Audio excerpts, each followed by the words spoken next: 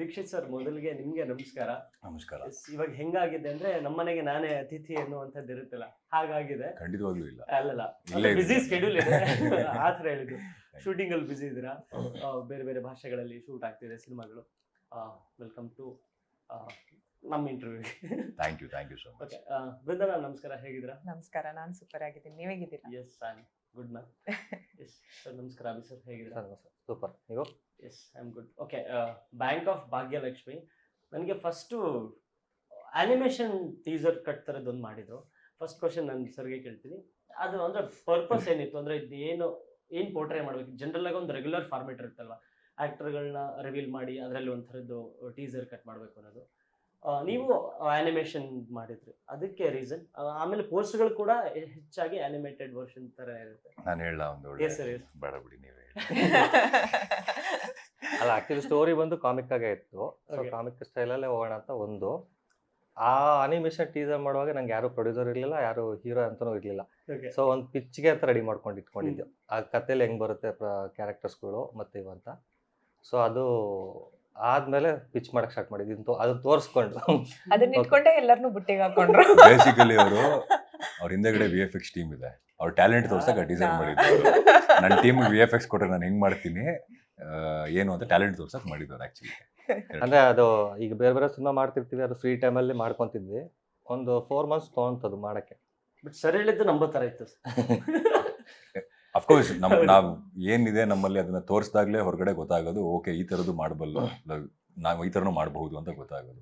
I think ಈಗ one of the leading VFX company ಅವ್ರ ಹತ್ರ ಇದೆ. ಹೌದು, ಅಲ್ಲಿ is the head of that Pinaka ಸ್ಟುಡಿಯೋಸ್ಗೆ. ಅದರಲ್ಲಿ ಅದನ್ನ ಯುಟಿಲೈಸ್ ಮಾಡ್ಕೊಳ್ಳೋದ್ರಲ್ಲಿ ಏನೂ ತಪ್ಪಿಲ್ಲ. And I think beginning Brinda ಅವ್ರು ಹೇಳಿದಾಗೇನೆ ಆನ್ ಅ ಸೀರಿಯಸ್ ನೋಟ್, ನಮಗೆಲ್ಲ ಫಸ್ಟ್ ಇಂಪ್ರೆಷನ್ ಏನಿದೆ ಕತೆ ಹೇಳಿದ್ಮೇಲೆ ಆ ಟೀಸರ್ ತೋರಿಸಿದಾಗ, ಏನೋ ಒಂದು ಔಟ್ ಆಫ್ ದ ಬಾಕ್ಸ್ ಅಂತ ಅನ್ನಿಸ್ತು.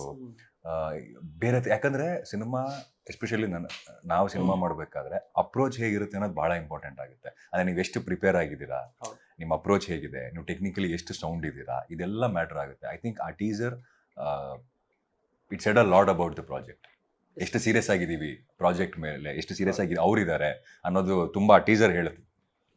ನಿಮ್ಮ ಹತ್ರ ಅವ್ರು ಬಂದು ಪಿಚ್ ಮಾಡಿದ್ದು ಯಾವಾಗ? ಅವಾಗ ಅಲ್ಲಿದ್ದಂಥ ನರೇಷನ್, ಇವಾಗ ಟೋಟಲ್ ಔಟ್ಪುಟ್ ಏನೆಲ್ಲ ಇಂಪ್ರೂವೈಸೇಷನ್ ಆಯ್ತು? ಫಸ್ಟ್ ಬಂದು ಅವ್ರು ಹೇಳಿದ್ದೆ ಯಾವಾಗ ನಿಮಗೆ? ಫಿಲ್ಮ್ ಸ್ಕೂಲಲ್ಲಿ ಇದ್ದಾಗ ಹಾ. ಅವರು ಆಕ್ಟಿಂಗ್ ಬರ್ತಾ ಇದ್ರು. Okay. ಅಲ್ಲಿ ಅವ್ರು ಅಂದ್ರೆ ಆಕ್ಟಿಂಗ್ ಕಲಿಯೋಣ ಅಂತ ಅವರೇ ಆಕ್ಚುಲಿ ಅವ್ರು ಬ್ಯಾಂಕ್ ಆಫ್ ಭಾಗ್ಯಲಕ್ಷ್ಮಿ ಅವರೇ ಹೀರೋ 1 ಆಗ್ಬೇಕಿತ್ತು. or 2 days ಅವರೇ bank of Bhagyalakshmi hero hero ಆಗ್ಬೇಕಿತ್ತು. ಆಗ್ಬೇಕಿತ್ತು. ಅದಕ್ಕೆ ಬಂದು ಕ್ಲಾಸ್ ಜಾಯ್ನ್ ಆದ್ರು. ಐ ಗೆಸ್ ಅದೇ ಪ್ಲಾನಿಗೆನೆ join acting and performing institute ನಮ್ಮ ಉಷಾಮ ಸ್ಕೂಲ್ಗೆ ಬಂದು ಜಾಯ್ನ್ ಆದ್ರು. ಕ್ಲಾಸ್ ನಡೀತಾ ಮೋಸ್ಟ್ ಅವ್ರಿಗೆ ಗೊತ್ತಾಯ್ತು ಅಂದ್ರೆ ಯಾಕೋ ಇದು ವರ್ಕೌಟ್ ಆಗ್ತಾ ಇಲ್ಲ ನಮ್ಗೆ. ಓ ಅಲ್ಲ, ಹೋಮ್ವರ್ಕ್ ಕೊಡ್ತಿರ್ಲಿಲ್ಲ. ಪೇಪರ್ ಬರಿಬೇಕಂತ ಓದ್ಬೇಕಂತೆ ಬರಿಬೇಕಂತ ಅವ್ರಿಗೆ ಗೊತ್ತಾಗೋದು ವರ್ಕೌಟ್ ಟೈಮಲ್ಲಿ ಆಗ್ತಿಲ್ಲ. ಆಗ್ತಾನೆ ಇರ್ಲಿಲ್ಲ ಅವೆಲ್ಲ. ಆಮೇಲೆ ನನಗೆ ಇನ್ನೊಂದು ಕತೆ ಹೇಳಿದ್ರು. ಬಟ್ ಆಮೇಲೆ ಒಂದಿಷ್ಟ ಆಗಿ ಈ ಕತೆ ಅನ್ಕೊಂಡಿದೀವಿ ಸರ್ ಅಂತ ಹೇಳಿ ಈ ಕತೆನ ಹೇಳಿದ್ರು. ಈ ಕತೆ ಹೇಳಿ ಈ ಟೀಸರ್ ತೋರಿಸಿದಾಗ ನಾನು ಬೇರೆ ಜಾನರ್ನ ಹುಡುಕ್ತಾ ಇದ್ದಿದ್ದ ಟೈಮಲ್ಲಿ ಹ್ಯೂಮರ್ ಮತ್ತು ಹೇಸ್ಟ್, ಸೊ ಇದೆರಡು ಮಿಕ್ಸ್ ಒಂಥರ ವಿಭಿನ್ನವಾದ ಜಾನರ್ ಅಂತ ಅನ್ನಿಸ್ತು. ಸ್ಕ್ರಿಪ್ಟ್ ಓದಿದಾಗ ತುಂಬ ಮಜಾ ಮಾಡಿದ್ದೆ. ಹ್ಯಾಡ್ ಲಾಟ್ ಆಫ್ ಫನ್ ಓದುವಾಗ್ಲೇ. ದೆನ್ ಐ ಥಾಟ್ ಎಸ್, ಇದನ್ನ ಸಿನಿಮಾ ಮಾಡಬೇಕು ಅಂತ ಅನಿಸಿ ಮುಂದಕ್ಕೆ ಹೋದ್ವಿ. ಇಂಪ್ರೂವೈಸೇಷನ್ ಅಂದರೆ ಸ್ಪಾಟ್ ಇಂಪ್ರೂವೈಸೇಷನ್ ಸ್ವಲ್ಪ ಆಗಿರ್ಬೋದೇ ಹೊರತು ನಾವು ಬೌಂಡ್ ಸ್ಕ್ರಿಪ್ಟಲ್ಲಿ ಏನು ಅಂದ್ಕೊಂಡಿದ್ವಿ ಅದನ್ನೇ ಶೂಟ್ ಮಾಡಿದ್ವಿ. ಫಸ್ಟೇ ಸ್ಕ್ರಿಪ್ಟ್ ಲಾಕ್ ಆಗಿತ್ತು. ನಾನು ಏನು ಓದಿದ್ದೆ ಸ್ಕ್ರಿಪ್ಟು ಆಲ್ಮೋಸ್ಟ್ ಒಂದು 80-90% ಅದೇ ಇದೆ. ಸ್ಪಾಟ್ಗೆ ಹೋದ್ಮೇಲೆ ಸಣ್ಣ ಪುಟ್ಟ ಇಂಪ್ರೂವೈಸೇಷನ್ಸ್ ಡಿಲೀಟ್ ಆಗಿದೆ. ಡಿಲೀಟ್ ಆಗಿದೆ. ಆಡ್ ಆಗಿದೆ. ಅಂದ್ರೆ ಇಂಪ್ರೂವೈಸೇಷನ್ ಡೈಲಾಗ್ ಇನ್ನೂ ಸ್ವಲ್ಪ ಶಾರ್ಟ್ ಮಾಡೋದು ಅದೇ. ಅದೇ ನೋಡ್ತಾ ಗೊತ್ತಾಗ್ಬಿಡುತ್ತೆ ಟೈಮಿಂಗ್, ಡ್ಯೂರೇಷನ್, ಮೇಜರ್ ಚೇಂಜಸ್ ಇರಲಿಲ್ಲ. ಮೇಜರ್ ಚೇಂಜಸ್ಗಳಿರಲಿಲ್ಲ. ಆಮೇಲೆ ನಂಗೆ ಕತೆ ಹೇಳಿದ ಅರ್ಧ ಗಂಟೆ ಅಷ್ಟೇ, ಮಿಕ್ಕಿ ನೀವು ಹೋಗ್ತಲ್ಲ ನಂಗೆ ಅಷ್ಟೇ ಆಗೋದು. ಡ್ಯೂರೇಷನ್ ಸರ್, ಸಿನಿಮಾ ಡ್ಯೂರೇಷನ್ 2.5 ಇದೆ. 2 ಗಂಟೆ 30 ನಿಮಿಷನ 32 ನಿಮಿಷ 30 ಬಂದಿದೆ. 2:30 ಬಂದಿದೆ. 2:30 ಬಂದಿದೆ. ನೈಸ್. ಬೃಂದ ಮ್ಯಾಮ್, ಅವರು ನಿಮ್ಮನ್ನ ಫಸ್ಟ್ ಅಪ್ರೋಚ್ ಆಗಿದ್ದು ಯಾವಾಗ? ನಿಮಗೆ ಕತೆ ಕೇಳಿದಾಗ ಏನು ಅನಿಸ್ತು? ಕೌಸಲ್ಯ ಸುಪ್ರಜಾರಾಮ ಇಮಿಡಿಯೇಟ್ಲಿ ಆದ್ಮೇಲೆ ಕೇಳಿದ್ದು ಕತೆ. ಫಸ್ಟ್ ಡೇ ಕತೆ ಅವ್ರು ಬರಕ್ಕಿಂತ ಮುಂಚೆ ನಾನು ಡಿಸೈಡ್ ಆಗಿದ್ದೆ ಈ ಸಿನಿಮಾ ಮಾಡೋದಿಲ್ಲ ಅಂತ. ಬಿಕಾಸ್ ಐ ಮೀನ್ ನಾನು ಸಿನಾಪ್ಸಿಸ್ ಏನು ಕೇಳಿರ್ಲಿಲ್ಲ, ಏನೂ ಗೊತ್ತಿರಲಿಲ್ಲ ನಂಗೆ ಸಿನಿಮಾ ಬಗ್ಗೆ. ನಮ್ದು ಕೌಸಲ್ಯ EP ಕಾಂಟ್ಯಾಕ್ಟ್ ಮಾಡ್ಬಿಟ್ಟು ಈಗ ಒಂದು ಸಿನಿಮಾ ಇದೆ ಅಂತ ಅಂದ್ರು. ನಮ್ಮ ಸರು ಆಲ್ಮೋಸ್ಟ್ 1 hour ಲೇಟಾಗಿ ಬಂದಿದ್ದಾರೆ ಮೀಟಿಂಗಿಗೆ. ನಾನು ವೇಟ್ ಮಾಡಿ ಮಾಡಿ ಮಾಡಿ ನಾನು ಮ್ಯಾನೇಜರಿಗೆಲ್ಲ ಕಾಲ್ ಮಾಡಿಬಿಟ್ಟು, ಇಲ್ಲ ಸರ್ ಏನು ಟೈಮ್ ಸೆನ್ಸ್ ಇಲ್ಲ ಎಷ್ಟೊತ್ತಿಂದ. ಅದು ಆ ಟೈಮಲ್ಲಿ ಏನಾಗ್ತಾ ಇತ್ತು ಅಂತಂದರೆ, ನಾನು ಪರ್ ಡೇ ಆಲ್ಮೋಸ್ಟ್ ಒಂದು ಮಿನಿಮಮ್ 2 ಕೇಳ್ತಾ ಇದ್ದೆ, 2-3 ಹಾಗೆ ಹೋಗ್ತಾ ಇತ್ತು. ಆಲ್ರೆಡಿ ಒಂದು ಕಥೆ ಕೇಳಿಬಿಟ್ಟು ಅಲ್ಲಿಗೆ ಹೋಗಿದ್ದೆ, ಅದನ್ನು ಮುಗಿಸ್ಕೊಂಡು ನಂಗೆ ಇನ್ನೊಂದು ಕಡೆಗೆ ಹೋಗಬೇಕಿತ್ತು. ಸೊ ಇವ್ರು ಲೇಟ್ ಮಾಡಿದ್ದಕ್ಕಾಗಿ ನಂಗೆ ಅಲ್ಲೂ ಲೇಟ್ ಆಗ್ತಾ ಇತ್ತು, ಫುಲ್ ಕೋಪ ಬಂದ್ಬಿಟ್ಟಿತ್ತು. ಬಟ್ ದೆನ್ ಅದೇ ಹೇಳಿದ್ರಲ್ಲ ಅವರು ಟೀಸರ್ ಏನು ಇಟ್ಕೊಂಡು ಟೀಸರ್ ಇಟ್ಕೊಂಡು ಬುಟ್ಟಿಗೆ ಹಾಕ್ಕೊಂಡ್ರು. That is actually right. ನಾನು ತುಂಬ ಅಂದರೆ ಆನ್ ಅ ಸೀರಿಯಸ್ ನೋಟ್, ನಿಮ್ಗೆ ಹೆಂಗೆ ಅಷ್ಟು ಇಷ್ಟ ಆಯ್ತಲ್ಲ, ನನಗೆ ಕೂಡ ನೋಡಿದ ತಕ್ಷಣ ಅದೇನೋ ಒಂದು ಕಾನ್ಫಿಡೆನ್ಸ್ ಬಂತು ಸರ್ ಮೇಲೆ. ಐ ಫೆಲ್ಟ್ ಲೈಕ್ ಏನೋ ಒಂದು ಡಿಫ್ರೆಂಟ್ ಆದಂಥ ಸಿನಿಮಾ ಆಗಿರುತ್ತೆ ಅಂತ. ಆ್ಯಂಡ್ ಕಥೆ ಕೇಳಿದ್ಮೇಲೆ ಐ ಫೆಲ್ಟ್ ಇಟ್. ಅಷ್ಟೇ ಚೆನ್ನಾಗಿ ಬರುತ್ತೆ. ಅಂದರೆ ಆಲ್ರೆಡಿ ಇಷ್ಟೊಂದು ಒಳ್ಳೆ ಟೀಸರ್ ಮಾಡಿಟ್ಕೊಂಡಿದ್ದಾರೆ. ಐ ಗೆಸ್ ಫೈನಲ್ ಔಟ್ಪುಟ್ ಬರಲಿ ತನಕ ನೀವು ಹೇಳ್ದಂಗೆ there are lot of things that changes.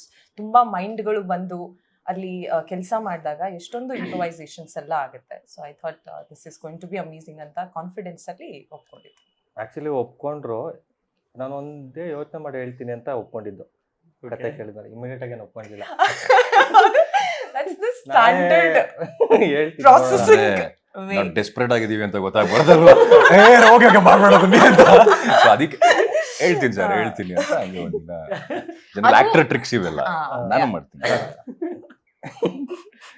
ಕಲ್ತ್ಕೊಂತ ಇದ್ದೀನಿ. ನಾನು ಹೇಳ್ಬಿಡ್ತೀನಿ ನೆಕ್ಸ್ಟ್ ಟೈಮ್ ಯಾರು ಕತೆ 2 days days ವೇಟ್ ಮಾಡಿ time ಕೊಡಿ. ನೀವೇ ಯೋಚನೆ ಮಾಡಿ ಹೇಳಿ ಅಂತ.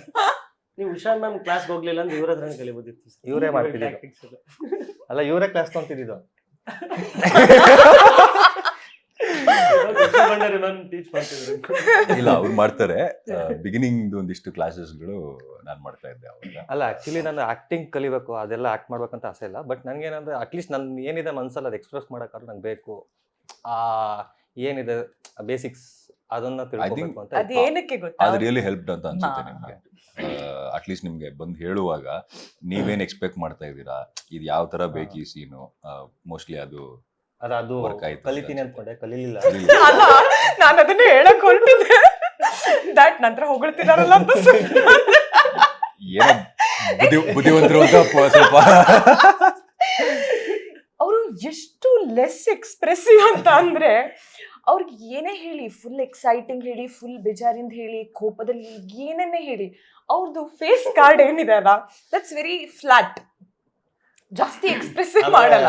ಎಕ್ಸ್ಪ್ರೆಸ್ ಮಾಡಕ್ಕಾಗಲ್ಲ ಅಂತ ನಾನು ಸ್ಕ್ರಿಪ್ಟ್ ಅಲ್ಲೇ ಬರ್ದ್ಬಿಟ್ಟಿದ್ದೆ. ಇಲ್ಲಿ ಏನಾಗಬೇಕು, ದಟ್ ಇಸ್ ಟ್ರೂ. ಒಂದು ಬ್ರಾಕೆಟ್ ಅಲ್ಲಿ ಇದು ಈ ತರ ಎಮೋಷನ್ಸ್ ಇರಬೇಕು, ಈ ತರ ಇರಬೇಕು. ಸೊ ಇನ್ನೊಂದು ಬ್ರಾಕೆಟ್ ಅಲ್ಲಿ ಕ್ಯಾಮ್ರಾ ಆಂಗಲ್ ಹಿಂಗಿರ್ಬೇಕು, ಓಕೆ ಹಿಂಗ್ ಬರ್ಬೇಕು ಅನ್ನೋದು. ಸೊ ಯೂಶಲಿ ನಾನು ನೋಡಿದಂಗೆ ಬೇರೆ ಸ್ಕ್ರಿಪ್ಟ್ ಎಲ್ಲ ಒಂದು 100 ಪೇಜ್ 120 ಪೇಜಸ್ ಇರುತ್ತೆ. ನಂದು 200 ಇತ್ತು. ಎಮೋಷನ್ಸ್ ಬರ್ದಿರೋದೇ ಒಂದು ಎಲ್ಲ ಸೇರಿ 200 ಪೇಜಸ್ ಇತ್ತು. ಎಲ್ಲ ಬರ್ದು ಬಿಟ್ಟಿದ್ದಾರೆ ಅವ್ರು. ಸಿನಿಮಾ ಅಂತ ಕೊಟ್ರು ಓದ್ತಾ ವೆಬ್ ಸೀರೀಸ್ ತರ ಇತ್ತು. ಬರೀ ಸಿನಿಮಾನೇ ಆಗಿದೆ.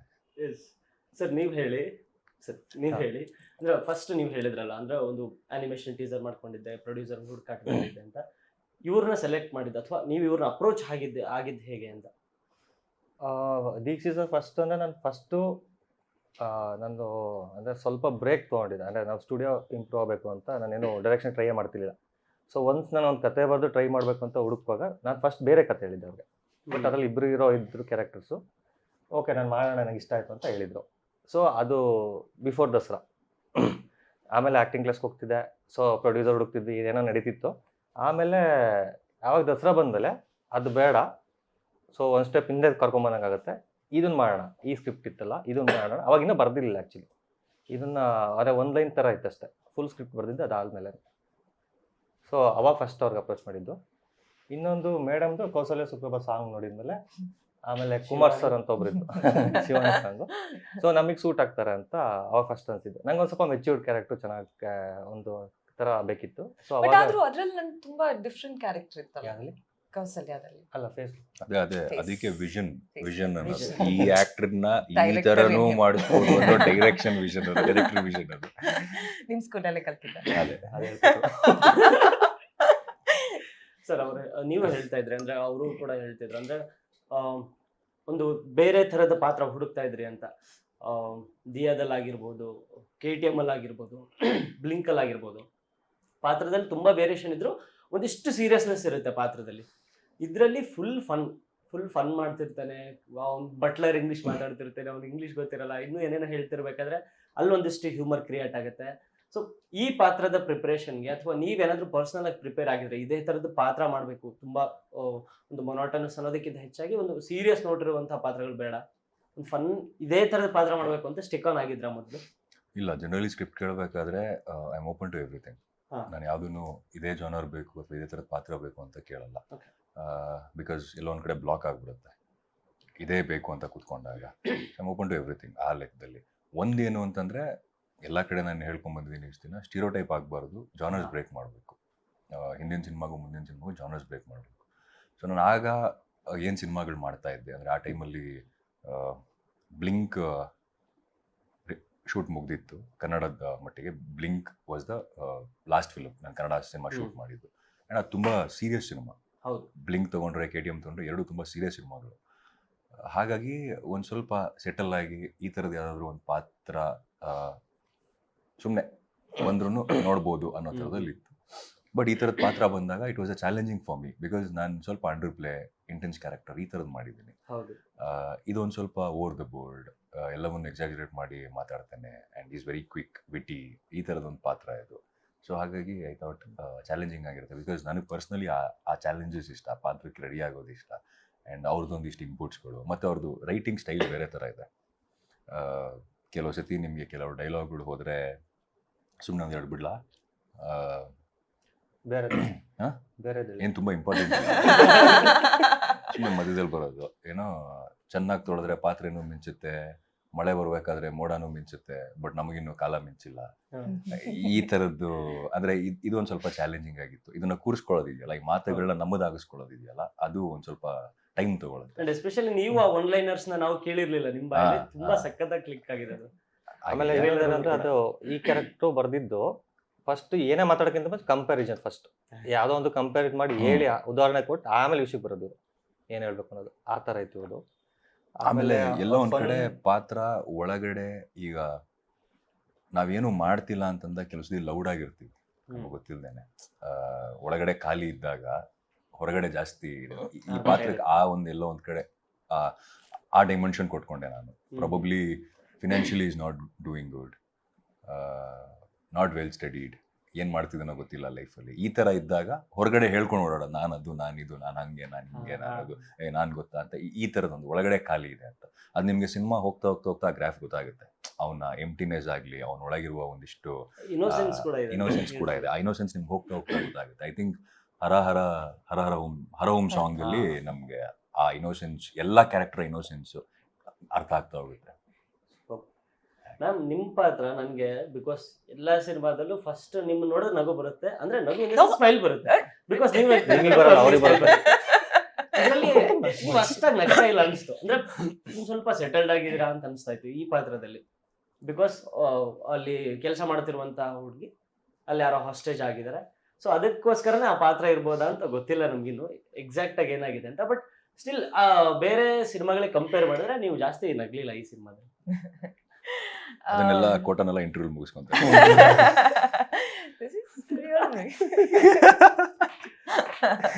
ಫ್ರಮ್ ಜೂಲಿಯಟ್ ಟು ಅವತ್ತು ಫಸ್ಟ್ ಇಂಟರ್ವ್ಯೂ ಮಾಡಿದ್ವಿ ಮ್ಯಾಮ್.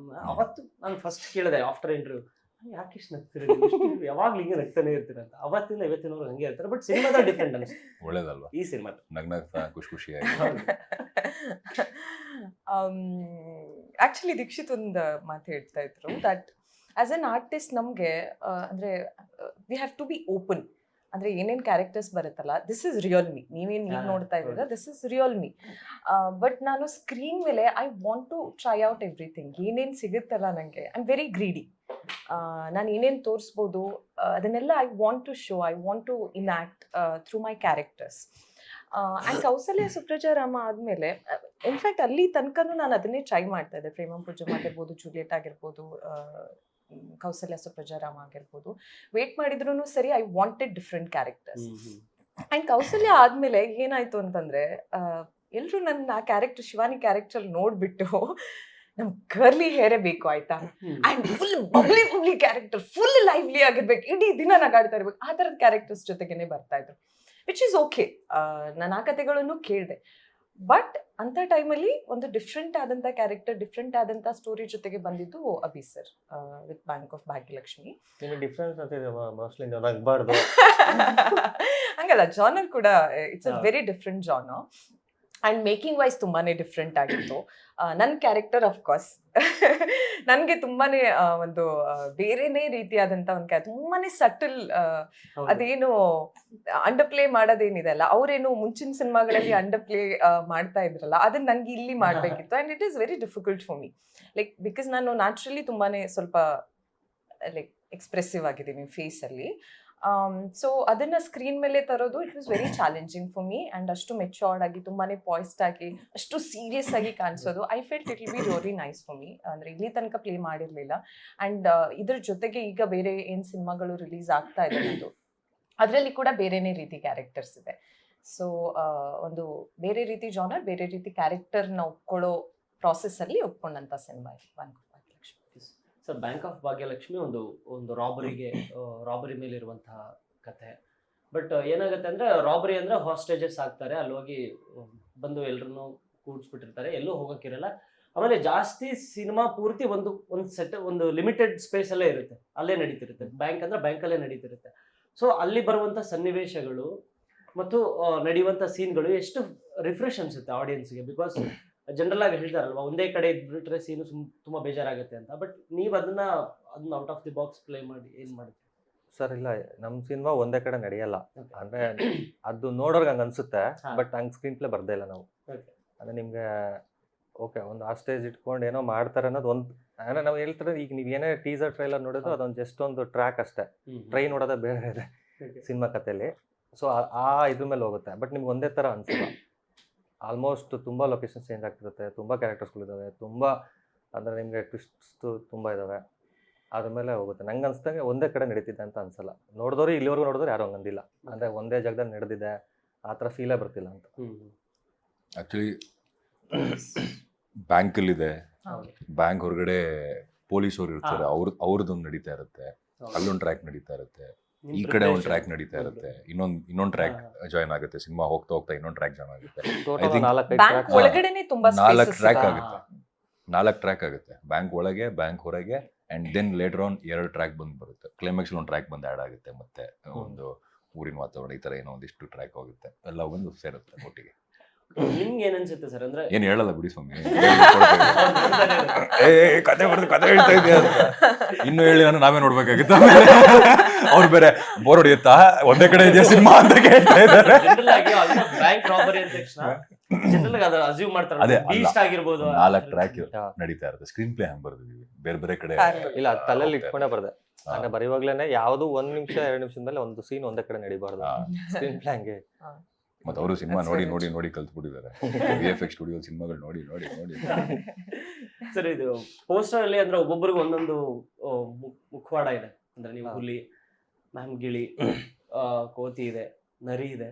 ಸೊ ಅಲ್ಲಿ ಏನಾದ್ರು ಕ್ಯಾರೆಕ್ಟರ್ಸ್ ಗಳನ್ನ ಮೆಟಾಫರಿಕ್ ಆಗಿ ಹೇಳುವಂತ ಪ್ರಯತ್ನ ನಡೆದಿದೆಯಾ ಅಥವಾ ಹೆಂಗೆ? ಅಂದ್ರೆ ಖಂಡಿತವಾಗ್ಲು ಈಗ ಕೆಲವು ಸತಿ ಅವ್ರು ಯಾವ ತರ ಬರೆದ್ರು ನನಗೆ ಗೊತ್ತಿಲ್ಲ. ಬಟ್ ನಾನು ಅದನ್ನ ಹೆಂಗ್ ನೋಡಿದೆ ಅಂತಂದ್ರೆ, ಕೆಲವು ಸತಿ ಪ್ರತಿಯೊಬ್ಬ ಮನುಷ್ಯನಲ್ಲೂ ಒಂದು ಪ್ರಾಣಿ ಗುಣ ಇರುತ್ತೆ ಅಂತ ಹೇಳ್ತೀವಿ ನಾವು ಜನರಲಿ. ಸೊ ಅದನ್ನ ರೆಪ್ರೆಸೆಂಟ್ ಮಾಡ್ತಾ ಇದೆ ಆ ಮಾಸ್ಕ್ಗಳು.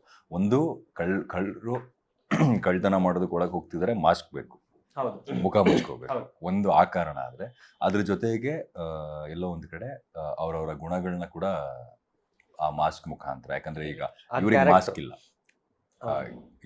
ಇವ್ರಿಗೆ ಮಾಸ್ಕ್ ಹಾಕೊಳ್ಳೋ ಅವಶ್ಯಕತೆ ಇಲ್ಲ, but postal mask, policing mask ಇದೆ. ಸೊ ಬೇಸಿಕಲಿ ಅವ್ರವ್ರ ಕ್ಯಾರೆಕ್ಟರಿಸ್ಟಿಕ್ಸ್ ನ ಇದ್ರ ಮುಖಾಂತರ ನಾವು ಹೇಳೋದಕ್ಕೆ. ಆಮೇಲೆ ನಾವು ಮಾತಾಡೋ ಡೈಲಾಗ್ಸ್ ಎಲ್ಲ ಕಂಪ್ಯಾರಿಸನ್ ಡೈರೆಕ್ಟ್ ನೇಮ್ಗಳು ಇಟ್ಕೊಂಡು ಮಾತಾಡಿಲ್ಲ. ಸೊ ಇವ್ರ ಟೈಗರ್, ರಾಬಿಟ್, ಪಾಂಡ, ಬೇರೆ ಬೇರೆ ಕ್ಯಾರೆಕ್ಟರ್ಸ್ಗಳು ಕಂಪ್ಯಾರಿಸನ್ ಮಾಡುವಾಗಲೂ ನಾವು ಅದೇ ಅವ್ರವ್ರ ಕ್ಯಾರೆಕ್ಟರ್ಗೆ ನಾವು ಏನೇನು ಮಾರ್ಕ್ಸ್ ಕೊಟ್ಟಿದ್ದೋ ಆ ಕಂಪ್ಯಾರಿಸನ್ ಇಟ್ಕೊಂಡೆ ಮಾತಾಡ್ತೀವಿ. ಡೈರೆಕ್ಟ್ ಆ ವ್ಯಕ್ತಿ ನೇಮ್ ಹೇಳ್ಕೊಂಡು ಮಾತಾಡಲ್ಲ. ಅದು ಆ ವ್ಯಕ್ತಿನೇ ಆಗಿರ್ಬೋದು, ಇಲ್ಲ ಆ ವ್ಯಕ್ತಿ ತರ ಬೇರೆಯವರು ಆಗಿರ್ಬೋದು. ಸೊ ಅದಕ್ಕೆ ಆ ಮಾಸ್ಕ್ ನ ರೆಪ್ರೆಸೆಂಟ್ ಮಾಡ್ತೀವಿ. ಸರ್, ಕಾಮಿಡಿ ವಿಷಯಕ್ಕೆ ಬರಬೇಕು ಅನ್ಕೊಂತಿದ್ದೀನಿ. ಬಿಕಾಸ್ ನನಗೆ ಒನ್ಲೈನರ್ಸ್ ಟ್ರೈಲರ್ ಅಲ್ಲಿ, ಟೀಸರ್ ಅಲ್ಲಿ ತುಂಬಾನೇ ಇಷ್ಟ ಆಯ್ತು. ಎಸ್ಪೆಷಲಿ ಮೆಣಸಿನ್ಕಾಯಿ ಬಗ್ಗೆ ಹೇಳ್ತಾರೆ. ಹಸಿರಾಗಿರೋ ಮೆಣಸಿನ್ಕಾಯಿ ಕೆಂಪಾಗಿದೆ ಅಂದ ತಕ್ಷಣ ಅದು ಹಣ್ಣಾಗಿದೆ ಅಂತಲ್ಲ, ಅದು ಖಾರವಾಗಿದೆ ಅಂತಾನೆ ಅರ್ಥ ಅಂತ. ಸೊ ಆ ಥರದ್ದು ಒನ್ಲೈನರ್ಸ್, ಅದರಲ್ಲಿ ಒಂದಿಷ್ಟು ಮೆಸೇಜ್ ಇದೆ, ಏನೋ ಹೇಳಕ್ ಹೊರಟಿದ್ರೆ, ಬಟ್ ಸ್ಟಿಲ್ ಅದು ನೋಡೋ ಆಡಿಯನ್ಸ್ಗೆ ಒಂದು ಕಾಮಿಕ್ ಆಗು ಕೂಡ ಅನ್ಸ್ಬೇಕು. ಸೊ ಆ ತರದ ಲೈನರ್ಸ್ಗಳು ಎಷ್ಟಿದೆ ಸಿನಿಮಾದಲ್ಲಿ. ಸಿನಿಮಾ ತುಂಬಾ ಪೂರ್ತಿ ಇದೆ ಸಿನಿಮಾ ಪೂರ್ತಿ ಬಾಯ್ ಬಿಟ್ರೆ ಬರೀ ಅಂತದೇ ಮಾತಾಡ್ತಿರ್ತೀನಿ ನಾನು. ಬಾಯ್ ಬಿಟ್ರೆ ಇಂಥದ್ದೇ. ಓನ್ಲಿ ಡೈಲಾಗ್ ಬಿಟ್ಟಿದ್ದಾರೆ. ಮ್ಯಾಮ್ ನಿಮ್ ಕಡೆಯಿಂದ ಆ ತರದ ಒನ್ ಲೈನರ್ಸ್ ಏನಾದ್ರು ಎಕ್ಸ್ಪೆಕ್ಟ್ ಮಾಡಬೇಕು? ಫುಲ್ ಆನ್ಲೈನ್ ಇಡೀ ಸಿನಿಮಾ ಆನ್ಲೈನ್. ತುಂಬಾ ಬಿಟ್ಕೊಟ್ಬಿಡ್ತಿದ್ದೀರಾ. ಒಂದೊಂದಿನಲ್ಲೇ ಮಾತಾಡ್ತಾರೆ. ಟ್ರೈಲರ್ ಅಲ್ಲಿ ಇದೆಲ್ಲ ನಿಮ್ ಕತೆ ನನ್ಗೆ ಹಾಕ್ಬಿಡಿ ಅಂತ ಏನೋ. ಅದೇ ನಿಮ್ ಕತೆ ನಂಗೆ ಅದೇ ಅಷ್ಟೇ. ನಾನ್ ತುಂಬಾ ಸೈಲೆಂಟ್, ತುಂಬಾ ಪಾಪದ ಹುಡುಗಿ, ನಂಗೆ ಬೇಡ actually. ಹಿಂಗೋಗುತ್ತೆ ಅಂದ್ರೆ ಕೆಲವು ಸತಿ ಯಾಕೆ ಅಂತಾರೆ, ನಾನು 5 ಲೈನ್ ಹೇಳ್ತೀನಿ. ಎಲ್ಲಿಗೆ ಅಂತಾರೆ, ಮತ್ತೆ ನಾನು 5 ಲೈನ್ ಹೇಳ್ತೀನಿ. ಹೌದಾ ಅಂತಾರೆ, ಮತ್ತೆ ಇನ್ನೊಂದು 4 ಲೈನ್. ಹಿಂಗೆ ಜನರಲಿ ಅದೇ ಹುಡುಗಿನ ಬೆಳೆಸ್ಕೊಳ್ಳೋದು ಇಷ್ಟ ಈಸಿ ಅಂತ ಡೈಲಾಗ್ ಇದೆ. ಸೊ ಈ ಲವ್ ಸ್ಟೋರಿ ಆಡಿಯನ್ಸ್ ಎಷ್ಟು ಫ್ರೆಶ್ ಅನ್ಸುತ್ತೆ. ಬಿಕಾಸ್ ಈ ತರದ ಒಂದು ಬ್ಯಾಂಕ್ ರಾಬರಿ ಟೈಮಲ್ಲಿ ನಡೆಯುವಂತಹ ಲವ್ ಸ್ಟೋರಿನ ಡೆಫಿನೆಟ್ಲಿ ಯಾರು ನೋಡಿರಲ್ಲ. ಓವರಾಲ್ ಸಬ್ಜೆಕ್ಟೇ ಹೊಸದು ಅನ್ಸುತ್ತೆ ಬಹಳ. ಅದೇ ಈ ತರ ಜಾನರ್ ಬಂದಿರೋದೇ ತುಂಬಾ ಕಮ್ಮಿ ಕನ್ನಡದಲ್ಲಿ, ತುಂಬಾ ವರ್ಷಗಳ ಹಿಂದೆ. ಅಂಡ್ ಅದು ಇದನ್ನ ತುಂಬಾ ಸೀರಿಯಸ್ ಆಗಿ ಹೇಳಿದ್ದಾರೆ ಈ ಜಾನರ್ನ. ನಾವು ಫಸ್ಟ್ ಟೈಮ್ ಇದನ್ನ ಈ ಹ್ಯೂಮರಸ್ ಆಗಿ ಎಂಟರ್ಟೈನಿಂಗ್ ಆಗಿ ಹೇಳೋದಕ್ಕೆ ಹೊರಟಿದೀವಿ. ಓವರಾಲ್ ಇದೇ ಫ್ರೆಶ್ ಅಂತ ಅನ್ಸುತ್ತೆ. ಆಮೇಲೆ ಒಳಗಡೆ ಲವ್ ಸ್ಟೋರಿ ಹೇಗೆ ಒಂದಿಷ್ಟು ಆ ಹಾಡಾಗಿರ್ಬೋದು, ಆ ಮೂಮೆಂಟ್ಸ್ಗಳು ಕ್ರಿಯೇಟ್ ಮಾಡೋದು. ಬಿಕಾಸ್ ನೀವು ಹೇಳ್ದಾಗ್ಲೇ ಸಡನ್ ಆಗಿ ಏನೋ ಹೊರಗಡೆ ಹೋಗ್ಬಿಟ್ಟು ಬ್ಯಾಂಕಿಂದ ಸೀದಾ ಕಾಶ್ಮೀರ್ಗೆ ಹೋಗ್ಬಿಟ್ಟು ಸಾಂಗ್ ಮಾಡೋಕ್ಕಾಗಲ್ಲ. ಸೊ ಈ ಥರದ್ದೆಲ್ಲ ಒಂದಿಷ್ಟು ನಾವು ಒಳಗೇನೆ ಏನು ಮಾಡ್ಬೋದು, ಒಳಗೇನೆ ಆ ಕೆಮಿಸ್ಟ್ರಿ ಹಿಂಗೆ ಬಿಲ್ಡ್ ಮಾಡ್ಬೋದು. ಆ್ಯಂಡ್ ಆಲ್ಸೋ ಈ ಸಿನಿಮಾ ಆಗೋದು 2 ದಿನದ ಕಾಲಘಟ್ಟದಲ್ಲಿ. ಟೈಮು ತೊಗೊಳಲ್ಲ, ತುಂಬ ಟೈಮ್ ತೊಗೊಂಡು ಏನೋ ಇದ್ರ ಮಧ್ಯ ಬೆಳೀತಾ ಹೋಯ್ತು ಅನ್ನೋದು ಇರೋದಿಲ್ಲ. ಸೊ ಇದನ್ನ ತುಂಬ ಟ್ರಿಕ್ಕಿ ಇತ್ತು. ಬಟ್ ಆಲ್ಸೋ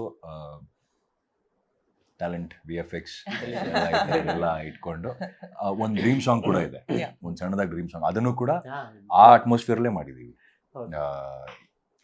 ಅದನ್ನೇ ಯೂಸ್ ಮಾಡ್ಕೊಂಡೇ ಮಾಡಿದೀವಿ. Miracle song.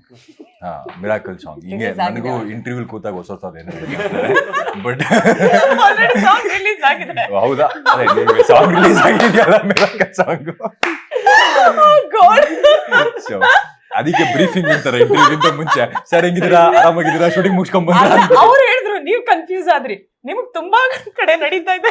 ಮೇಡಮ್ ಇಂಟರ್ವ್ಯೂಗಿಂತ ಮುಂಚೆ ಒಂದ್ ರೌಂಡ್ ಸರ್ ಹಿಂಗೆ ಸಾಂಗ್ ರಿಲೀಸ್ ಆಗಿರುತ್ತೆ, ಇಂಟರ್ವ್ಯೂ ಈ ಟೈಮಲ್ಲಿ ಬರುತ್ತೆ, ಮತ್ತೆ ಸರ್ ಯಾವ ಶೂಟಿಂಗ್ ಇಂದ ಬಂದ್ರೆ ಮಾತಾಡ್ಬಿಟ್ಟು ಇಲ್ಲಿ ಇಂಟರ್ವ್ಯೂ ಬಂದ್ಬಿಟ್ಟು ಓಕೆ ಮಿರಾಕಲ್ ಸಾಂಗ್ ಏನ್ ರಿಲೀಸ್ ಆಗಿದೆ ನೀವು ನೋಡಿದಾಗ ಗೊತ್ತಾಗುತ್ತಲ್ಲ. ಸೊ ಅದನ್ನು ಅಷ್ಟೇ, ನಾವು ಬ್ಯಾಂಕ್ನ ಸುತ್ತಮುತ್ತ ನಮ್ಮ ಕಥೆಯಲ್ಲಿ ಏನಿದೆ ಅದನ್ನೇ ಇಟ್ಕೊಂಡು ನಾವು ಒಂದು ಹಾಡನ್ನ ಡ್ರೀಮಿಯಾಗಿ ತೋರಿಸಿದೀವಿ ಹೊರತು out of the box location ಅಥವಾ ಕಂಪ್ಲೀಟ್ ಸಂಬಂಧನೇ ಇಲ್ದಿರೋದು ಈ ತರದ್ ಇಲ್ಲ. ಅಪ್ಸರೆ ಸಾಂಗ್ ನೋಡಿದಾಗ ಬ್ಯಾಂಕ್ ಒಳಗೆ ಆಗುತ್ತೆ ಆ ಹಾಡು ಕೂಡ.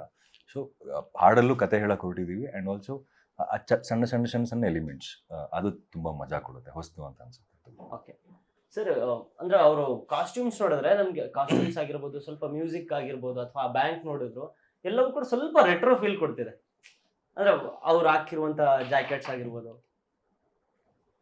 ಅದು ಅಂದ್ರೆ ಆ ತರ ಏನ್ ಮಾಡಿಲ್ಲ, ರೆಟ್ರೋ ತರ ಒಂದು ಲುಕ್ಕಿಗೆ ಮಾಡಿದೀವಿ. ಶೋಕಿ ಆಮೇಲೆ ಹೇಳದ್ನಲ್ಲ, extra. ಒಳಗಡೆ ಖಾಲಿ ಇದ್ದಾಗ ಹೊರಗಡೆ ಲೌಡ್ ಇರ್ತೀವಿ ಅಂತ ಹೇಳದ್ನಲ್ಲ. ಸೊ ಇವ್ನ್ ಬ್ಯಾಂಕ್ ಅಲ್ಲ, ಊಟ ರಾಬರಿ ಇಲ್ಲ ಮಾಡಕ್ ಅಂದ್ರೂ ಹೋಗ್ತಿದ್ದಾನೆ ಬಟ್ಟೆ ಅಂದಾಗ ಬೇಕು ಅನ್ನೋ ತರ. ರೆಡಿ ಆಗಿ ಹೋಗ್ಬೇಕು. ರಾಬರಿಗೆ ಹೋಗ್ತಾ ಇದೀವಿ, ರೆಡಿ ಆಗೋದ್ ಬೇಡ ಅಂತ ಹೇಳಿದ್ರು, ಹಂಗೆ ರೆಡಿ ಆಗ್ಬಿಟ್ಟು ಹೋಗೋದು. ಏನೋ ಒಂದು ದೊಡ್ಡ ಇವೆಂಟ್ಗೆ ಅಲ್ಲ, ಪಿಕ್ನಿಕ್ ಹೋಗತ್ತಾರ ಅದು. ನನ್ಗೆ ಟೀಸರ್ ಅಲ್ಲಿ ಇಷ್ಟ ಆಗಿದೆ ಅದು ಸರ್. ಅಂದ್ರೆ ಬ್ಯಾಂಕ್ ಎಲ್ಲ ಇದು ಓಪನ್ ಮಾಡ್ತಾರೆ ಅಲ್ಲಿ. ನೀವು ಜನರಲಿ ಅಬ್ಸರ್ವ್ ಮಾಡಿದೀರಾ, ನಾನು ಯಾಕೆ ಈ ತರದ ಬಟ್ಟೆ ಅಂತ ನಾವು ಡಿಸ್ಕಸ್ ಮಾಡಿದೆ ಅಂತಂದ್ರೆ, ನಾನು ಒಬ್ರನ್ನ ನೋಡಿದ್ದೆ. ಅವರು ಬೆಂಗಳೂರಿಗೆ ಬಂದಿದ್ರು, ಊರಿಂದ ಬೆಂಗಳೂರಿಗೆ ಬಂದಿದ್ರು, ಬೆಂಗಳೂರಿಗೆ ಬಂದು ಕೆಲಸ ಮಾಡ್ತಾ ಇದ್ರು. ಬೆಂಗಳೂರಿಗೆ ಕೆಲಸ ಮಾಡ್ಬೇಕಾದ್ರೆ ಆರಾಮಾಗಿರೋರು, ಏನು ಅಂದ್ರೆ ನಿಮ್ಗೇನು ಬಟ್ಟೆ ವೈಸ್ ಹೇಳ್ತಾ ಇರೋದು ನಾನು, ವೆರಿ ನಾರ್ಮಲ್ ಕ್ಲೋತ್ಸ್ ಅಥವಾ ಸ್ವಲ್ಪ ಚಂದ ಒಳ್ಳೆ ಸೆನ್ಸ್ ಇತ್ತು ಅವ್ರಿಗೆ. ಸೊ ಆ ಥರದ ಬಟ್ಟೆಗಳು ಹಾಕೊಂಡು ಇದು ಮಾಡೋರು.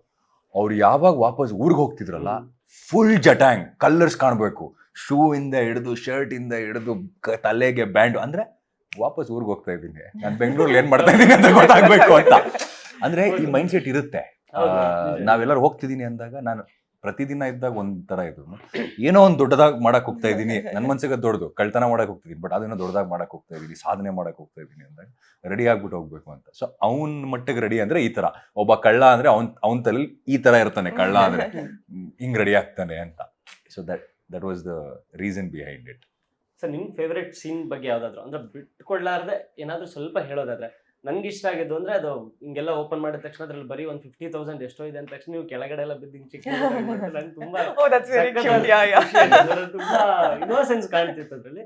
ಸೊ ಯಾವ್ದಾದ್ರು ಒಂದ್ ಸೀನ್ ಬಗ್ಗೆ ಸ್ಪೆಷಲ್ ಆಗಿ ಏನಾದ್ರು ಹೇಳ್ಬೇಕು ಅನ್ಸೋದಾಗ ಸ್ವಲ್ಪ ಬಿಟ್ಕೊಡೋದು, ಅಥವಾ ಆ ಮೂಮೆಂಟ್ ತುಂಬಾ ಚೆನ್ನಾಗಿತ್ತು ಅನ್ನೋದಾದ್ರೆ. ಆ ಥರ ಸೀಕ್ವೆನ್ಸ್ಗಳು ತುಂಬಾ ಇದೆ ಸಿನಿಮಾದಲ್ಲಿ. ಹ್ಮ್. ಹೆಂಗ್ ಹೇಳೋದು, ಕತೆ ಹೇಳೋದ್ ಕಷ್ಟ. ಹಾ, ಕತೆ ಹೇಳೋದು ಕತೆ ಹೇಳೋದ್ ಕಷ್ಟ. I got one, ನಂಗೂ ಒಂದ್ ಬಂತು ತಲೆಯಲ್ಲಿ, Ma'am ಬಟ್ ಅದೇ ಹೇಳ್ತಾರೆ, ಇಲ್ಲ ನಾನ್ ಹೇಳಲ್ಲ, ನಾನ್ ಸಿಕ್ಕಾಕೊಳ್ಳಲ್ಲ, ನೀವು ಅವ್ರಿಗೆ ಕೇಳಿದ್ರೆ ಅವ್ರೇನೆ ಹೇಳಿ. ನೀವು ಹೇಳ್ಬೇಕು. ಮಜಾ ಅಂದ್ರೆ ಒಂದ್ ಸೀಕ್ವೆನ್ಸ್ ಇದೆ, ಅದ್ರಲ್ಲಿ ಒಂದ್ ಪೋರ್ಷನ್ ಡೈಲಾಗ್ ಇದೆ.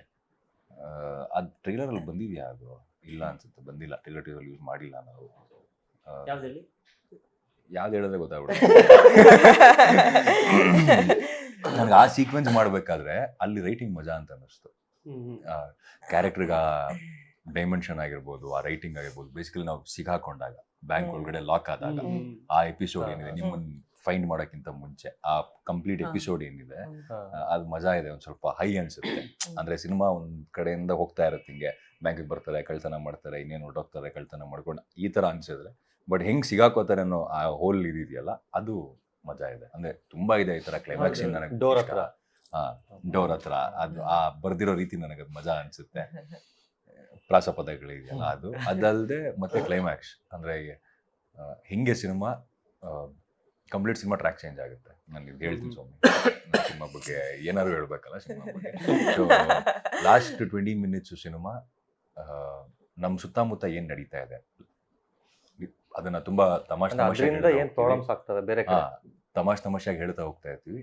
ಅದಾದ್ಮೇಲೆ ಒಂದ್ ಪಾಯಿಂಟ್ ಅಲ್ಲಿ ಯಾರೋ ಒಂದಿಷ್ಟು ಜನ ವ್ಯಕ್ತಿಗಳು ಏನೋ ಮಾಡ್ತಿರೋದ್ರಿಂದ ಹೊರಗಡೆ ಎಷ್ಟು ಜನ ಅದರಿಂದ ಸಮಸ್ಯೆ ಅನುಭವಿಸ್ತಾ ಇದ್ದಾರೆ, ಅಂಡ್ ಹೆಂಗ್ ಆಚೆ ಬರೋದು ಇದರಿಂದ, ಏನ್ ಮಾಡಿದ್ರೆ ಆಚೆ ಬರಬಹುದು, ಅಥವಾ ಮೈಂಡ್ಫುಲ್ ಆಗಿ ಹೆಂಗ್ ಯೋಚನೆ ಮಾಡೋದು ಇದ್ರ ಬಗ್ಗೆ. ಈ ತರ ಸಿನಿಮಾ ಫುಲ್ ಸೀರಿಯಸ್ ಆಗ್ಬಿಡುತ್ತೆ. ಲಾಸ್ಟ್ 20 ಮಿನಿಟ್ಸ್ ಅಂತೂ ಸಿನಿಮಾ ಬೇರೆ ಒಂದು ಇದಕ್ಕೆ ಕರ್ಕೊಂಡು ಹೋಗುತ್ತೆ. ಅಂಡ್ ಎಡಿಟಿಂಗ್ ಸಖತ್ತಾಗಿದೆ. ಆ ಪಾರ್ಟ್ ಅಲ್ಲಿ ದ ವೇ ಈ ಎಡಿಟೆಡ್, ಅದ್ಭುತವಾಗಿ ಎಡಿಟ್ ಮಾಡಿದ್ದಾರೆ. ಒನ್ ಟ್ರ್ಯಾಕ್ ಅಲ್ಲ, ಸುಮಾರು ಕಡೆ ಹೋಗ್ತಾ ಇರುತ್ತೆ ಕತೆ. And very tricky screenplay ಆ ಟೈಮಲ್ಲಿ. ಲಾಸ್ಟ್ 30 ಮಿನಿಟ್ಸ್ ಏನಿದೆ, it's a very tricky screenplay. Cinema ಏನಂತೀರ, ಮುಂದಕ್ಕೆ ಹೋಗುತ್ತೆ, ಹಿಂದಕ್ಕೆ ಬರುತ್ತೆ, ಪ್ರೆಸೆಂಟ್ ಅಲ್ಲಿ ಇರುತ್ತೆ.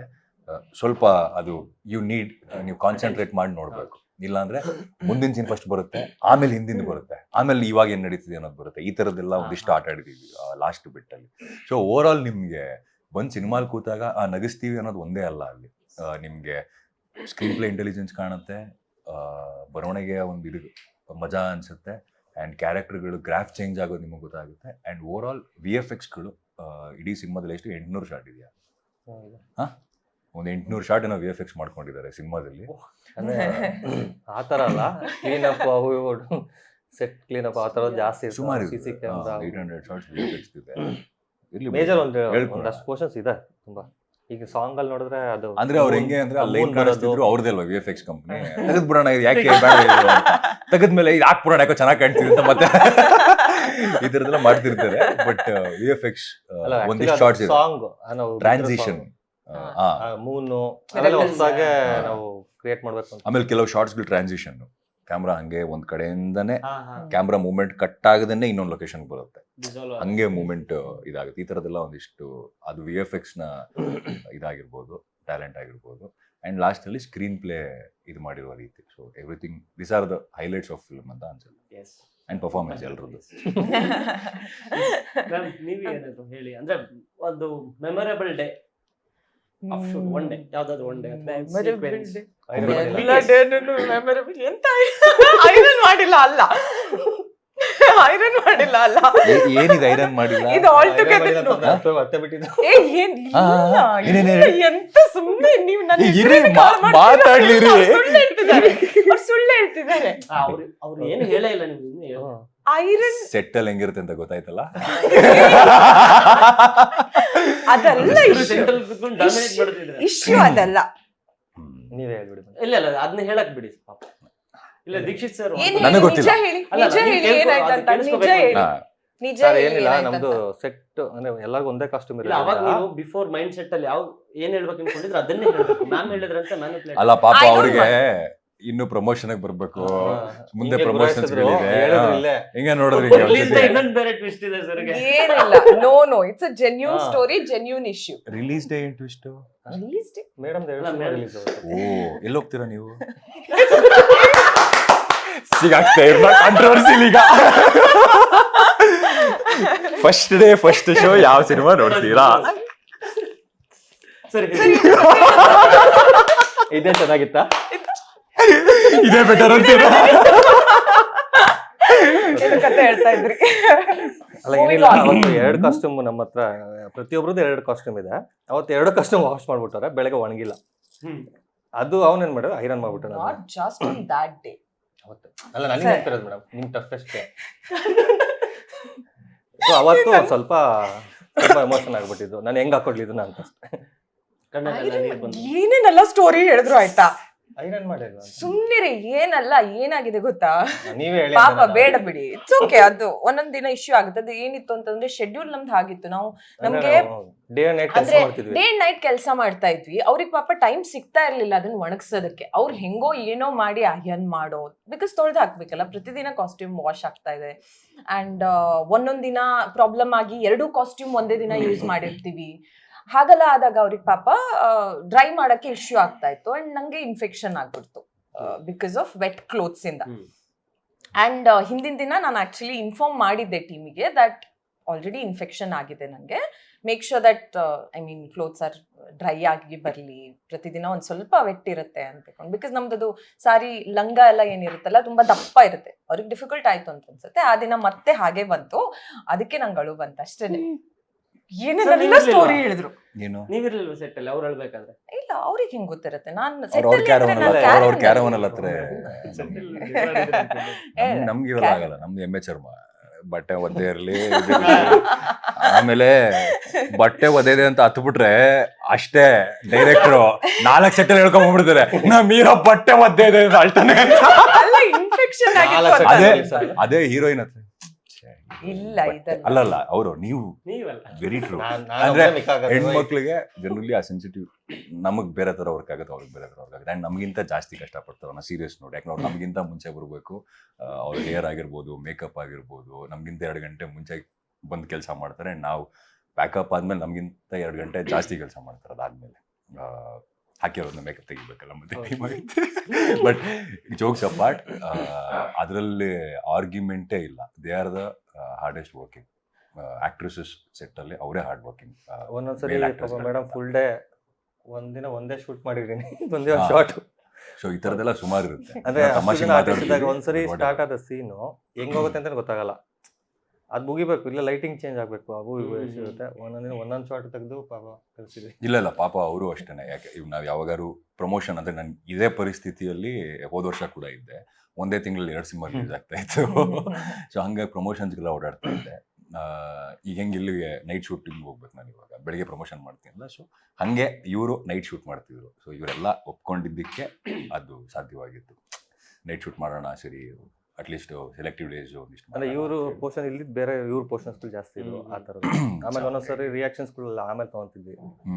ಯಾರ್ಯಾರು ಅವೈಲಬಿಲಿಟಿ ಫಸ್ಟ್ ಇರ್ತಾರಲ್ಲ ಮಾರ್ನಿಂಗ್, ಅವ್ರನ್ನ ಫಸ್ಟ್ ರಿಯಾಕ್ಷನ್ಸ್ಗಳೆಲ್ಲ ಪೆಂಡಿಂಗ್ ಇಟ್ಕೊಂತಿದ್ವಿ, ಆಮೇಲೆ ತೊಗೊಳೋದು. ಸೊ ಈ ಥರದ್ದೆಲ್ಲ ಒಂದು ಸಣ್ಣ ಪುಟ್ಟ ಅಡ್ಜಸ್ಟ್ಮೆಂಟ್ಸ್ಗಳಾಗಿವೆ. ಎಲ್ಲರೂ ಅದು ಕೈ ಜೋಡಿಸಿದಕ್ಕೇನೆ ಈ ಸಿನಿಮಾ ಇವತ್ತು ಹಿಂಗಾಗಿದೆ. ಆ್ಯಂಡ್ ಇನ್ನೊಂದು ಈ ಸಿನಿಮಾದ ಏನಂತಂದ್ರೆ ಎಲ್ಲ ಆರ್ಟಿಸ್ಟ್ಗಳು ಒಟ್ಟಿಗೆ ಇರ್ತಾ ಇದ್ವಿ. ಇವ್ರು ಇಲ್ಲೇ ಇವತ್ತು ಮಾಡೋಣ, ಇವ್ರು ಇಲ್ಲೇ ಇವತ್ತು ಮಾಡೋಣ ಇಲ್ವೇ ಅಲ್ಲ, ಫ್ರೇಮ್ ಇಟ್ರೆ ಎಲ್ಲರೂ ಕಾಣೋರು ಹಿಂದೆಗಡೆ. ಸೊ 30-35 ಜನ ಆರ್ಟಿಸ್ಟ್ಗಳು ಕಾಣೋದು ಹಿಂದೆಗಡೆ. ಸೊ ಹಂಗಾಗಿ ಎಲ್ರು ಒಂದ್ ಕಡೆ ಸೇರ್ಸೋದು, ಕಪ್ಪೆನ ತಕಡಿಗೆ ಹಾಕ್ತಾರೆ, ಎಲ್ಲ ಒಂದೊಂದು ಕ್ಯಾರೆಕ್ಟರ್. ಇದು ಹಾಕಿದ್ರೆ ಇದು ಎಗರೋಗುತ್ತೆ, ಇದು ಹಾಕಿದ್ರೆ ಇದು ಎಗರೋಗುತ್ತೆ. ಅದ್ರ ಒಳ್ಳೆ ಮಜಾ. ಸಂಜೆ ಆಗ್ತಿದ್ರೆ ಅಲ್ಲೊಬ್ರು ಇದಾರೆ, ಸರ್ ನನ್ ಗಂಡಂಗ್ ನಾನು ಅಡಿಗೆ ಬಡಿಸ್ಬೇಕು, ನನ್ ಮನೆಗೆ ಹೋಗ್ಬೇಕು ಅಂತ ಅವರು. ಇವ್ರಮ್ಮ ಡೇಟ್ ಇಲ್ಲ, ಶೂಟಿಂಗ್ ಮಾಡ್ಬೇಕು ಇರಮ್ಮ ಅಂತ ಇವರು. ಈ ತರ ಮಜಾ ಇತ್ತು. ಆಮೇಲೆ ನಮ್ದು ಯಾವತ್ತು ಒಂದು 10 o'clock ಬಿಫೋರ್ ಶೂಟೇ ಮಾಡಿಲ್ಲ. ಎಲ್ಲರೂ ರೆಡಿಯಾಗಿ ತಿಂಡಿ ತಿಂದು ಬಂದು ಫಸ್ಟ್ ಶಾಟ್ ತೆಗೆದು 10 ಗಂಟೆ ರೆಡಿ ಆಗೋದು. ಅಷ್ಟು ಜನ ಇರ್ತಿದ್ರು, ಅದನ್ನೆಲ್ಲ ಸೆಟ್ ಮಾಡಿ. ಆಮೇಲೆ ಇದೆಲ್ಲ ಒಳ್ಳೆ ನೋಟ್ ಹೇಳಿದ್ವಿ ನಾವು. ಓಕೆ ಇದೆಲ್ಲ ಇದಾಯ್ತು. ನಾನು ಹೇಳಿದ್ದೆ ಬೇಗ ಶುರು ಮಾಡೋಣ ಅಂತ. ಬಂದು ಬಂದು ಬಂದು ಬಂದು ರಿಲೀಸ್ ಟೈಮಿಗೆ ಸೆಟ್ ಹಾಕೊಂಡ್ಬಿಟ್ಟು, ಸರ್ ಸೆಟ್ ಹಾಕ್ಬಿಟ್ಟಿದ್ವಿ, ಶೂಟಿಂಗ್ ಬರಲೇಬೇಕು ಸರ್ ಅಂತ ಕೂತ್ಕೊಂಡ್ಬಿಟ್ರು. ಪ್ರೊಡ್ಯೂಸರ್ ಫೋನ್ ಮಾಡಿದೆ, ಸರ್ ಸೆಟ್ ಇದೇ ಟೈಮ್ ಖಾಲಿ ಇರೋದಂತೆ ದೀಕ್ಷಿತ ಜಾಗ. ಸೆಟ್ ಆಗ್ಲೇಬೇಕಂತೆ, ಕಾಸು ಬೇರೆ ಕೊಟ್ಬಿಟ್ಟಿದೀನಿ ಅಂಡ್ ಇಷ್ಟರೊಳಗಡೆ ಮುಗಿಸ್ಲೇಬೇಕು, ಅದನ್ನ ಇಷ್ಟೊಳಗೆ ಬೇರೆ ಮುಗಿಸ್ಲೇಬೇಕಂತೆ ಅಂತ. ಹೌದು ಗುರು, ಇದು ಇಷ್ಟ ದಿನ ಖಾಲಿ ಕೂತಿದ್ದೆ, ಅವಾಗ ಯಾಕ ಬೇಕಾ ಅಂತಾನು ಕೇಳಲಿಲ್ಲ, ಇವಾಗ ಬಂದ್ಬಿಟ್ಟು ಹೋದೆ. So, ಹಿಂಗೆ ಅಡ್ಜಸ್ಟ್ಮೆಂಟ್ಸ್ ಇದು. ಸಿನಿಮಾ ಅಂದ್ರೇನೆ I think this is cinema. ಹೊರಗಡೆ ತುಂಬಾ ಅದ್ಭುತವಾಗಿ ಕಾಣುತ್ತೆ, ಬಟ್ ಒಳಗಡೆ ಒಬ್ರಿಗೊಬ್ರು ಸಾಥ್ ಕೊಟ್ಟಾಗ, ಒಬ್ರ ಜೊತೆ ಒಬ್ರು ನಿಂತಾಗ, ಎಲ್ಲರೂ ಒಂದು ಅಂಡರ್ಸ್ಟ್ಯಾಂಡಿಂಗ್ ಬಂದಾಗ್ಲಿ ಒಂದು ಒಳ್ಳೆ ಸಿನಿಮಾ ಆಗಕ್ಕೆ ಸಾಧ್ಯ ಆಗೋದು, ಇಲ್ಲ ಸಿನಿಮಾ ಆಗಲ್ಲ. ಸೂಪರ್. ಮ್ಯಾಮ್, ನಿಮ್ಮ final question, 21st cinema release ಆಗ್ತಿದೆ, ಯಾವ ಥಿಯೇಟ್ರಿಗೆ ಬರ್ತೀರಾ? ಫಸ್ಟ್ ಶೋ ಯಾವ ಸಿನಿಮಾಗೆ, ಯಾವ ತಂಡ ಜೊತೆ? ಅವ್ರು ಅನ್ಕೊಂತ ಅಂತಾರೆ ನನ್ನ ಮಗನ್ ಗ್ರೀನ್ ಟೀ ಕೊಟ್ಟು ತಪ್ಪು ಮಾಡಿದೆ ಅಂತ.